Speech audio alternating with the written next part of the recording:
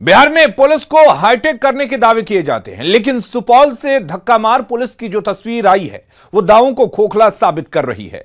दरअसल गश्ती पर निकली पिपरा पुलिस की गाड़ी थाना से कटिया तक तो पहुंच गई, लेकिन कटिया में पुलिस की गाड़ी ने धोखा दे दिया। गाड़ी लाख कोशिश के बाद जब स्टार्ट नहीं हुई, तब आखिरकार होमगार्ड के जवानों ने धक्का देकर पुलिस की गश्ती गाड़ी का चक्का चलाया।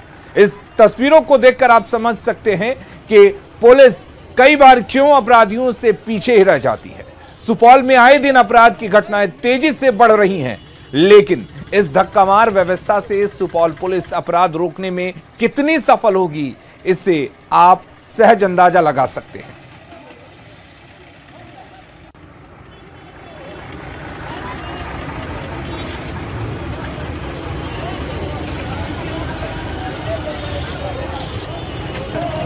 ये भाई अपना खुद का सुपरमार्केट बना के महीने का 10 लाख कमा रहे हैं। हाँ, सिर्फ पैसे वाले नहीं, आप भी कर सकते हैं।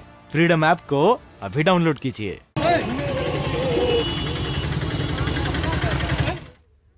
बेगूसराय में शिक्षा व्यवस्था की पोल खोलने वाली एक तस्वीर सामने आई है। बेगूसराय के सबसे प्रमुख और मिथिला विश्वविद्यालय की अंगीभूत इकाई जीडी कॉलेज में उच्चतर शिक्षा के परीक्षार्थियों को परीक्षा भवन तक नसीब नहीं हो रहा है और वो खुले आसमान के नीचे बैठकर परीक्षा देने को मजबूर हैं, जबकि ऐसा नहीं है कि कॉलेज के पास परीक्षा का भवन नहीं है। दरअसल नगर निकाय चुनाव के घोषणा होने के बाद जिला प्रशासन द्वारा जीडी कॉलेज के परीक्षा भवन को अपने उपयोग में लाने के लिए रखा गया था, लेकिन चुनाव टलने के बाद भी जिला प्रशासन ने परीक्षा भवन को मुक्त नहीं किया और परीक्षार्थी खुले आसमान के नीचे परीक्षा देने को मजबूर हैं।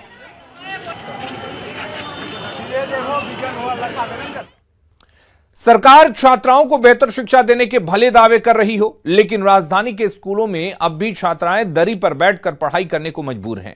राजधानी के कन्या मध्य विद्यालय यारपुर में क्लास 1 से लेकर 8 तक की कक्षाओं में आज तक बेंच डेस्क नसीब नहीं हुआ, जबकि ठंड दस्तक दे चुकी है और छात्राओं को अभी से ही चिंता सता रही है। कन्या मध्य विद्यालय यारपुर का जायजा लिया संवाददाता रजनीश कुमार ने। सरकार के लाख दावों के बाद भी सरकारी स्कूल के बच्चों को अब तक दरी से छुटकारा नहीं मिला है, यानी अब भी बच्चे जो हैं दरी पर बैठकर पढ़ाई करने को मजबूर हैं। जरा सोचिए, तापमान में गिरावट हो रही है, बावजूद बच्चों को बेंच डेस्क नसीब नहीं है। ये तस्वीर किसी गांव देहात की नहीं है, राजधानी पटना की है, जहां पूरी सरकार रहती है। तो देखिए आप, राजकीय कन्या मध्य विद्यालय यारपुर में जो बच्चे हैं किस तरह से पढ़ाई कर रहे हैं, यानी यहाँ पर छात्राएं पढ़ाई करती हैं। अभी क्लास 6 में आप देख लीजिए, चाहे वो क्लास 5 हो, 4 हो, 3 हो, 1 हो, या फिर सीनियर क्लास की बात करें क्लास 8 हो, तमाम क्लास में इसी तरह से बच्चे बैठते हैं। स्कूल की तरफ से दरी की व्यवस्था कराई गई है और बच्चे आते हैं दरी पर बैठकर ही पढ़ाई करते हैं। तो जरा बच्चों से ही बात कर लेते हैं, क्या परेशानी होती है आप लोगों को? सरकार बोल रही है सब चीज का सुविधा देंगे, लेकिन जब से हम लोग एडमिशन लिए हैं दरी पर ही बैठे हैं। हम लोग को बेंच चाहिए। हम लोग को यहाँ बहुत ठंड लगती है, दरी पे बैठना पड़ रहा है ठंड में भी।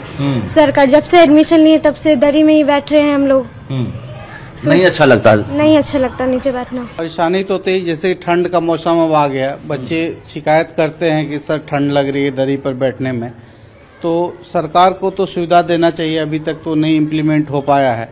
तो हम गवर्नमेंट से चाहेंगे कि बच्चियों के लिए, खास के हमारा स्कूल जो है गर्ल्स स्कूल है और बच्चियां को बैठती हैं तो परेशानी तो स्वाभाविक है कि होगा ही। शिक्षा पर लगातार सरकार जोर दे रही है, बड़ी बड़ी बातें हो रही है, लेकिन समझ लीजिए कि जहां पर लड़कियां ही पढ़ाई करती हैं, कन्या मध्य विद्यालय है, वहां पर फर्नीचर नहीं है। हाँ, गुरुजी को बैठने के लिए कुर्सी जरूर देख रहे हैं, लेकिन बच्चों को बैठने के लिए देखिए सिर्फ दरी है। किस क्लास में हैं आप लोग? कितनी परेशानी होती है? बेंच नहीं है? No sir. बेंच नहीं है? No sir. ऐसे ही पढ़ती हो?